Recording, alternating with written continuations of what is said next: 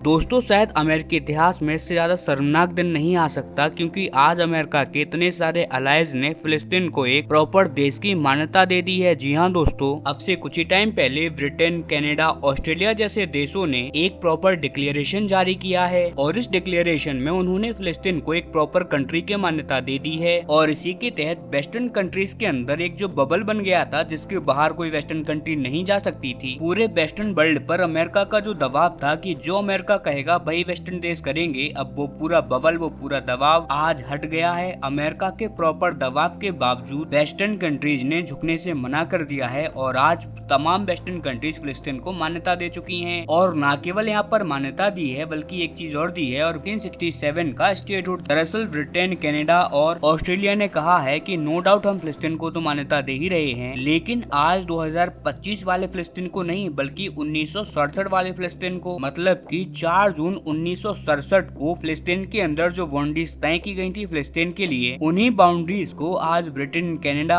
Australia ने boundaries मानकर एक प्रॉपर देश मान लिया है फिलिस्तीन। आसान भाषा में बताऊं तो अब फिलिस्तीन का वो नक्शा ये देश मानेंगे जो 1967 में माना गया था। और ये आज के अमेरिका के लिए पूरे इतिहास की सबसे ज्यादा शर्मनाक बात है, क्योंकि 1967 में जो फिलिस्तीन और इजराइल की जमीन थी उसमें आज 2025 में जमीन आसमान का फर्क है। क्योंकि 1967 के अकॉर्डिंग आज तक फिलिस्तीन को जो अप्रूवल दी गई थी उसके अनुसार आज तक फिलिस्तीन की 50% जमीन इजराइल कब्जा चुका है और अब उसी कब्जे को ऑस्ट्रेलिया, ब्रिटेन ने अवैध माना है और इसके अलावा अब उसे फिलिस्तीन का हिस्सा भी माना है। और ये सब कुछ ट्रम्प के लिए कितना ज्यादा शर्मनाक है आप इसी बात से अंदाजा लगा लीजिए कि डोनाल्ड ट्रम्प ये सब कुछ रोकने के लिए सब कुछ करने को तैयार थे। हाल ही में ब्रिटेन को मनाने के लिए अमेरिकी राष्ट्रपति डोनाल्ड ट्रम्प ने ब्रिटेन का दौरा किया था। अभी तक जो डोनाल्ड ट्रम्प कहते आए हैं कि पूरी दुनिया को अमेरिका में निवेश करना चाहिए, अमेरिका में फैक्ट्रियां लगानी चाहिए, भारत में अपनी फैक्ट्री लगाने को अवॉइड करना चाहिए, चाइना से अपनी फैक्ट्रियां काट के अमेरिका में लानी चाहिए, वही डोनाल्ड ट्रम्प आज $60 बिलियन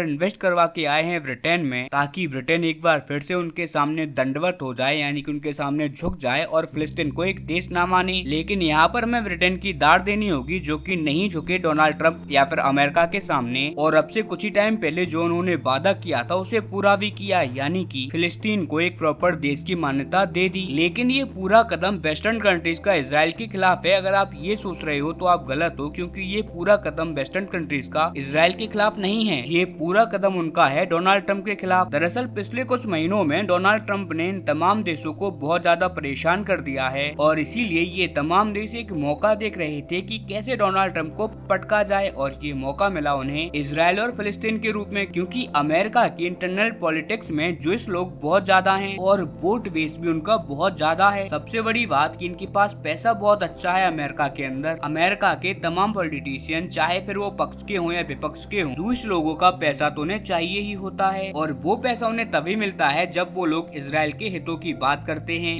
लेकिन आज डोनाल्ड ट्रम्प को विलन बनाकर खड़ा कर दिया है तमाम जूइश लोगों के सामने ब्रिटेन, कनाडा और ऑस्ट्रेलिया ने, वो भी मात्र एक कदम चलकर, और डोनाल्ड ट्रम्प को वो शर्मिंदगी दे दी है जो कि जीवन पर्यंत उनके साथ रहने वाली है। और जब भी अब से 40-50 साल बाद डोनाल्ड ट्रम्प का बात की जाएगी तो अमेरिका के अंदर उनका नाम फक्र से नहीं बल्कि शर्म से लिया जाएगा, क्योंकि ये एक ऐसे कमजोर राष्ट्रपति थे अमेरिका के इतिहास में जिन्होंने पश्चिमी देशों को अपने खिलाफ ले जाकर खड़ा कर दिया, और उन्हीं के कार्यकाल में तमाम पश्चिमी देशों ने फिलिस्तीन को मान्यता दी। नो डाउट हम सभी लोग भारत में बैठे हैं इसलिए हमें इस बात का अंदाजा नहीं हो रहा, लेकिन अमेरिकन सोसाइटी में इसको लेकर खूब चर्चाएं छिड़ी हैं और डिबेट हो रही है कि कैसे डोनाल्ड ट्रम्प इतने कमजोर नेता, कितने कमजोर राष्ट्रपति साबित हुए हैं पूरे अमेरिकी इतिहास में, स्पेशली विदेशी मोर्चे पर। लेकिन मैं आपको बता दूं कि अभी तो बस शुरुआत है, अभी तो यूरोप की कंट्रीज में लाइन लगने वाली है फिलिस्तीन को रिकॉग्नाइज करने की। करीबन 18 से ज्यादा यानी कि 1.5 दर्जन ऐसे यूरोपियन देश बैठे हैं जो कि एक्सेप्ट करने जा रहे हैं फिलिस्तीन, और आज पूरी दुनिया ट्रम्प के सामने खड़ी है। पूरी दुनिया बस एक मौके के इंतजार में है कि कैसे वो डोनाल्ड ट्रम्प को हर्ट कर पाए, जिसे जहां मौका मिल रहा है वहां वो डोनाल्ड ट्रम्प को लपेटे में ले रहा है। खैर आपका इस सब पर क्या मानना है, आपकी राय कमेंट में देना ना भूले, साथ ही चैनल को सब्सक्राइब करें, वीडियो को लाइक करें। हम मिलते हैं अपनी अगली वीडियो में, तब तक के लिए नमस्कार, जय हिंद।